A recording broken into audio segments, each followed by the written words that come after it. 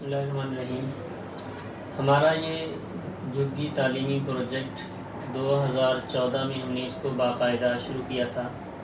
تو میں ایک گلبرگ انسٹیٹیوٹ تھا، وہاں پڑھاتا تھا۔ تو گھر سے اپنے انسٹیٹیوٹ تک پہنچنے میں 2 جھگی والی آبادیاں راستے میں آتی تھیں۔ تو میرے دل میں یہ بات آئی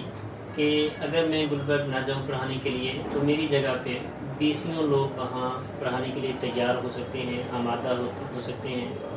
لیکن شاید جھگی والوں کے پاس پڑھانے کے لیے کوئی آمادہ نہ ہو۔ چنانچہ ہم نے پھر 2014 میں جھگی والوں کے ساتھ جا کر بات کی اور انہیں عید الفطر کے دن گئے، عید ملے اور انہیں بتایا کہ آپ ہمارے معاشرے کا حصہ ہیں، پاکستانی ہیں، آپ ہمارے بھائی ہیں، انسانیت کے ناطے ہمارا ایک فرض بنتا ہے کہ ہم آپ کے دکھ درد میں، خوشی غمی میں شریک ہوں۔ اور وہ کہنے لگے کہ ہمیں تو اس بات کا یقین نہیں آ رہا کہ آپ ہم سے عید ملنے آئے ہیں، لوگ اپنی خوشیوں میں مگن ہیں۔ تاہم ان سے پھر بات کو آگے بڑھایا، ہم نے ان سے کہا کہ ہم چاہتے ہیں کہ آپ کے بچوں کو بھی پڑھائیں اور معاشرے کا باوقار شہری بنائیں اور ان کا شعور بیدار کریں کہ جس زندگی سے آپ نے سمجھوتا کر لیا ہے وہ انسانیت کا منصب اور مقام نہیں ہے۔ تاہم وہ اس پر آمادہ ہو گئے کہ آپ ہمارے بچوں کو پڑھائیں۔ انہوں نے یہ بتایا کہ ہمارے پاس پیسے نہیں ہیں اور ہم اپنے بچوں کو بھیک مانگنے کے لیے بھیجتے ہیں، ہماری روزی روٹی کا یہ واحد ذریعہ ہے، اگر ہم یہ بھی آپ کو دے دیں تو ہم کھائیں گے کہاں سے؟ ہم نے ان سے کہا کہ آپ اپنے بچوں کو اس وقت ہمارے پاس پڑھنے بھیجیں جس وقت وہ فری ہوں۔ تو الحمدللہ ان کے ساتھ یہ بات طے ہوئی کہ وہ 12 بجے اپنے بچوں کو، ان کے بچے فری ہو جاتے ہیں، اپنے بچوں کو 12 بجے بھیجیں گے۔ ہم نے 12 بجے وہاں جا کر تعلیم کا آغاز کیا اور وہیں خیمہ خرید کر اور خیمہ نصب کیا اور چھوٹی چھوٹی جو بچوں کی ضروریات کی یعنی پڑھنے سے متعلقہ چیزیں تھیں وہ لیں، وائٹ بورڈ، ڈیسک اور قالین وغیرہ بچھائے اور وہیں پڑھائی کا آغاز کر دیا۔ چنانچہ ہمیں اس بات کا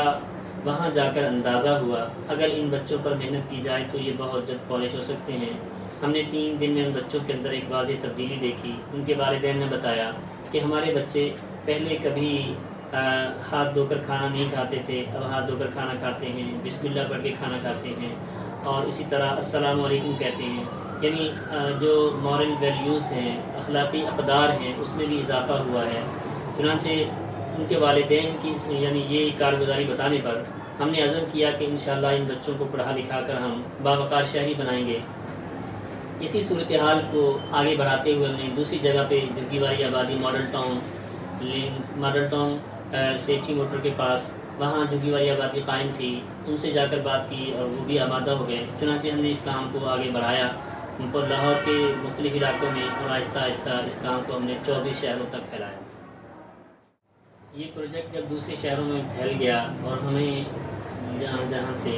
ان کے بارے میں رپورٹس موصول ہوئیں اس کے مطابق پاکستان میں ان کی تعداد 2 کروڑ سے زیادہ ہے اور زندگی گزارنے کا کوئی باقاعدہ کوئی نظم نہیں ہے، کوئی باقاعدہ طریقہ نہیں ہے اور اسی ان کی زندگی سے سمجھوتا کیے ہوئے بیٹھے ہیں کہ ہمارے آباء و اجداد جیسے آئے وہ بھی اسی طرح زندگی گزار کر چلے گئے اور ہم بھی اسی طرح زندگی گزار کر چلے جائیں گے۔ چنانچہ ہم نے ان کا شعور بیدار کرنے کی کوشش کی اور ہم نے یہ سوچا کہ یہ لوگ جو ہیں پاکستان کا اثاثہ ہیں، پاکستان کا سرمایہ ہیں، یہ لوگ بیکار ہیں لیکن پاکستان کی دھرتی پر یہ بوجھ ہیں، ان کو کارآمد شہری بنایا جائے۔ چنانچہ ہم نے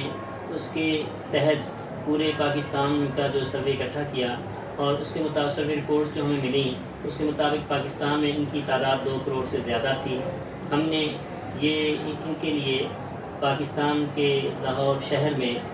عالمی ماہرین کو اکٹھا کر کے ایک ان کے لیے ویژن تیار کرنے کی ایک کوشش کی۔ اس میں 5 روزہ کانفرنس ہوئی، اس میں عالمی ماہرین کو اکٹھا کیا گیا اور انہوں نے پاکستان کی 2 کروڑ آبادی کو مد نظر رکھتے ہوئے ایک 50 سالہ ویژن تیار کیا۔ اس 50 سالہ ویژن کے تحت ہم 80 لاکھ لوگوں کو پڑھا لکھا کر قومی دھارے میں شامل کریں گے اور انہیں انشاءاللہ لوگوں کے سامنے، دنیا کے سامنے رول ماڈل کے طور پر پیش کریں گے۔ ان 80 لاکھ لوگوں میں 1000 ڈاکٹرز ہوں گے، 1000 انجینئرز ہوں گے اور اسی طرح 100 آرمی آفیسر، 100 پولیس آفیسر اور 2 لاکھ ڈپلومہ ہولڈرز بالترتیب پاکستان کی ہر ضرورت کو مد نظر رکھتے ہوئے ہم نے اس کا ایک ویژن تیار کیا ہے، اور انشاءاللہ جس طرح ہمیں مختلف علاقوں سے جو پاکستانی قوم کے جذبات ہیں اور ان لوگوں کی جو احساس محرومی کا جو شکار تھے، جو طبقاتی تقسیم جو تھی اس کا شکار تھے، جن کی تفریق ہمارے ہاں، یعنی ہم لوگ جو سول سوسائٹی کے ہیں، ہم احساس برتری کا شکار ہیں، اور یہ لوگ احساس کمتری جس کو ہم انفیریورٹی کمپلیکس کہتے ہیں اس کا شکار ہے۔ تو ہم نے ایک طبقاتی تقسیم کو ختم کر کے جو سول سوسائٹی اور خانہ بدوشوں کے درمیان ایک وسیع خلیج حائل تھی، اس کو پاٹنے کے لیے کوشش کی ہے، اور الحمدللہ اب یہ لوگ پڑھ لکھ کر جو ہے آہستہ آہستہ اپنے حقوق کو پہچان رہے ہیں۔ ہم نے ان کا شعور بیدار کیا کہ پاکستان کے وسائل پر آپ کا بھی اتنا ہی حق ہے جتنا کسی عام شہری کا یا ایک وزیر کا، منسٹر کا ہو سکتا ہے۔ تو چنانچہ الحمدللہ ان کا اعتماد بحال ہو رہا ہے۔ پاکستان کے